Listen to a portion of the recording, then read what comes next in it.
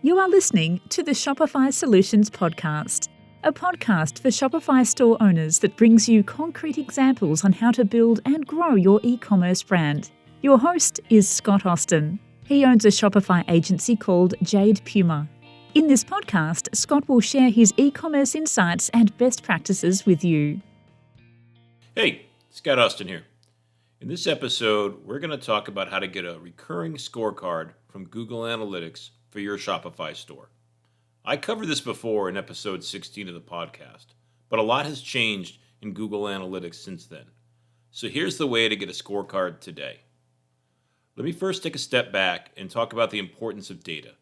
Data about your store and about your business is really important to make informed decisions. I'm always impressed about how much savvy store owners understand about their customers. They know what they're looking at, they know how they navigate on their site, they know the thought process that goes through their customer's mind when making purchase decisions. Now, Shopify comes with its own reporting tool, but I rarely use it. I prefer to use Google Analytics instead, otherwise known as GA. It's a free analytics tool from Google that provides more depth and insight than the Shopify reporting tool. It is also used by most websites on the internet, not just Shopify stores. Here's some of the reasons that I prefer to use GA over Shopify reports. The first is that GA gives more information, a ton more information, that you can get out of Shopify reports. The second is that it can be customized much more than Shopify reports. So you can set up reports the way you want them and have them sent to you when you want to see them, which is what this podcast is going to be about. Third, GA allows you to include other sites and apps that are a part of your business beyond your Shopify store.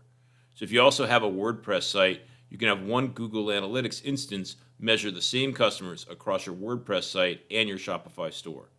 Or if you have more than one Shopify store, Google Analytics can consolidate the data for your multiple Shopify stores if that's what you want.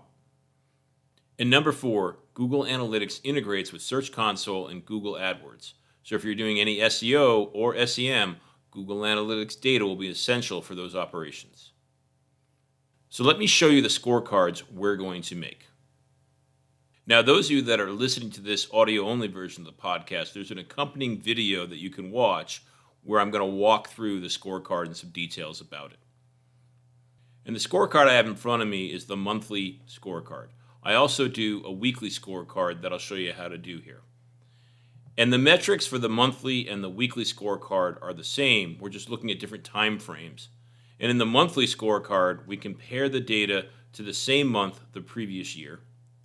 And in the weekly scorecard, we compare the data to the previous week's data. So let's look at the monthly scorecard and see the metrics we're looking at. And the first one is a timeline of the users. You can see over the period of the month how many users have come to the website. And then I like to look at a user funnel versus a session-based funnel. So what I'm looking at in all the metrics in my funnel is number of users. So if one user comes to the website 20 times in the month, they only show up one time in the user view versus a session view, they show up 20 times.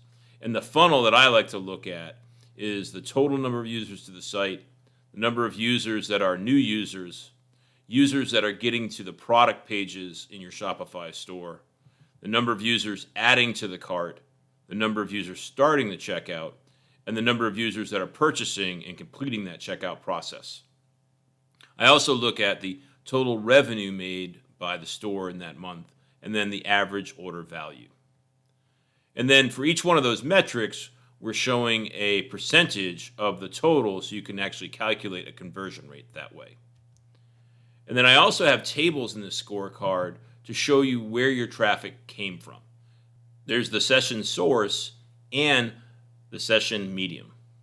We also have a table for the country that people are coming from and the breakdown of mobile versus desktop versus tablet. And finally, we show the landing pages by the number of views of each of the pages. And what's really nice about this report, and we'll get into the details of how it's made a little later in the episode, is that you can click on one part of the scorecard and it'll update the data for the rest of it. And here's what I mean. Let's say I want to look at the traffic coming from youtube.com. I can select that under my sources, and then all the other data in the scorecard updates with that information. So now in the landing page report, I can see the landing pages that the YouTube traffic is landing on. I can see the countries of my YouTube traffic. I can see the desktop versus mobile breakdown and the whole user funnel for YouTube. Or I could do the same thing for my Klaviyo traffic. And then I could also do it if I wanted to look at, well, what is my CPC traffic doing? I could select that under Medium, and then you could see the total number of users, the user funnel for your CPC, and once again, the landing pages that they're landing on, country breakdowns, all that good information. So the interactivity of this report is super helpful in letting you triangulate and understand the behavior of your customers better. And a real example of that is I'm looking at my CPC report, and I did a CPC campaign earlier in the month, and it was the first one I'd ever done for Jade Puma. And what I found was a lot of my traffic, was coming from not the United States. And a lot of it's from India, Bangladesh, Cambodia, Nepal, Algeria, Pakistan, Iraq, Morocco. I've never had a client from any one of those countries. So that made me realize that I needed to change my campaign and target the countries where my clients are coming from, like Australia, Canada, United States, United Kingdom, and Europe. But if I had not seen this report, I would not have been able to figure out that my ad spend was going towards countries that really weren't going to return for me. So I'm a big fan of the interactivity of this report because it helps you accelerate your learning curve to understand your customers better. And then in the weekly scorecard, we're doing the same metrics. But like I said before, we're just comparing week over week what the change is for each of the metrics versus week over year like we do in the monthly report. Now, because GA has so much data in it, it's not the easiest tool to use. There's definitely a steep learning curve behind it. So in this podcast, I'm going to give you these two scorecards that you can use today in your business, in your Shopify store. This is meant to fast track you into getting useful metrics from GA and wrap your head around what Google Analytics is capable of providing. Now, this podcast is going to be pretty hands-on with some detailed instructions on creating reports. So if you're listening to this in your car, go ahead and listen through. Just know that you'll want to sit down with these instructions at a later date while you're in front of your computer. So I'm assuming you've already added GA4 tracking to your Shopify store, as it's part of the Google and YouTube sales channel that every store should have. We covered it back in episode 102 of the podcast, which I've included a link to in the show notes if you haven't taken this step yet. Next, you'll want to optimize your GA configuration for e-commerce. I've included a link in the show notes to some detailed instructions you can follow on how to do that. Now let's move on to how to create your scorecards. So the data for our scorecard is coming from Google Analytics, but the tool we're using to present that scorecard is called Looker Studio.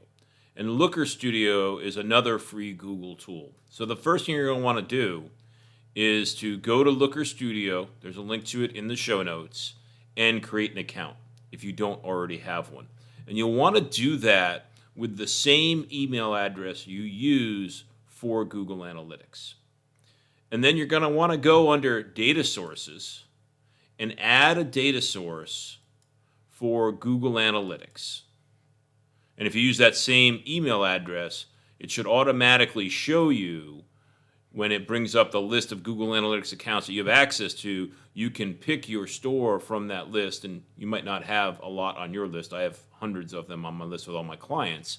But you should be able to quickly find your store or stores and add those Google Analytics feeds as data sources to your Looker Studio. So once you have your Looker Studio account created and you've added your data sources for Google Analytics to Looker Studio, you're going to want to click two more links in the show notes. And that is for the templates for the weekly scorecard and the monthly scorecard. So if you click on the template for the weekly scorecard, it'll open up in Looker Studio the template that I've created and I'm sharing out that anybody can access. And then what you're going to do is make a copy of it. And you can do that in the upper right-hand corner. There's 3 little ellipses in a circle. You click on that, and it says Make a Copy. So you click Make a Copy, and then it's going to ask you what new data source do you want to use for that copy. And that's where you're going to select that menu, and you're going to see in that menu the data source for your Google Analytics that you just added to Looker Studio a couple steps ago. So you'll add that to it, and then this copy will be in your Looker Studio. And then you'll do the same thing for the monthly scorecard template. You'll click the link in the show notes, add that in by making a copy and assigning it to your data source for your GA4 instance for your Shopify store. Then what you'll have is 2 scorecards, the monthly scorecard and the weekly scorecard in your Looker Studio. And the first time you create those, and every time you load them up, it'll take a second for all the data to populate inside the scorecard, because it's pulling a lot of data from your Google Analytics, and it's calculating all these percentages, so it's doing a lot of math. And it'll take a second or two, or sometimes 10, 15 seconds to load up all the data elements, and that's totally normal.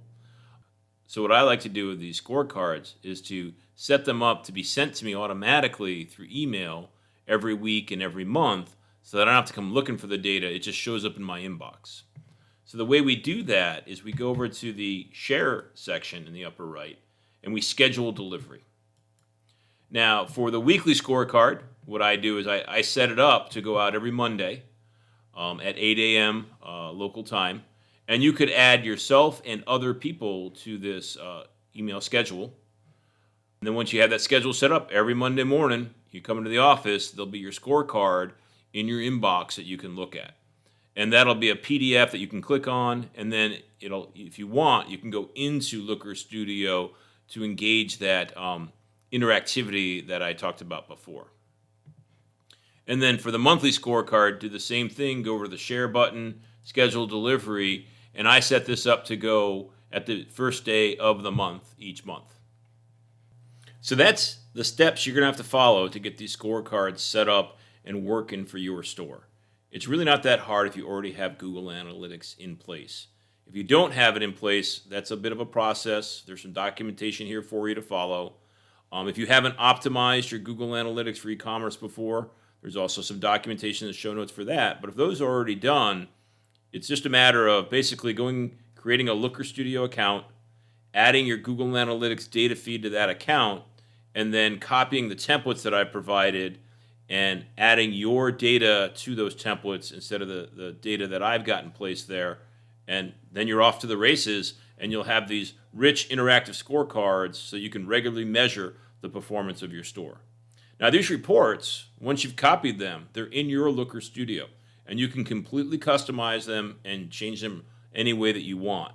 And Looker Studio is a super rich tool. I absolutely love getting in there and customizing the reports and adding to them and that kind of stuff. So these templates aren't locks for you. You own the template now. You can edit it. You can add things, remove things, and change them around as you desire. Now, if you ever make a mistake and go too far, just go back to the original templates that I created and share it out and create new instances for you, and you can start all over again and customize them the way you want.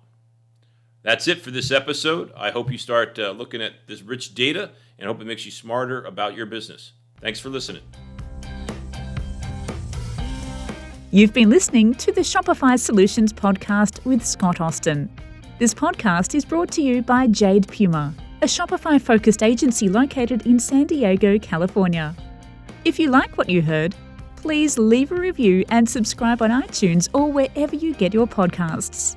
If you'd like to work with Scott on your brand, email him at scott@jadepuma.com.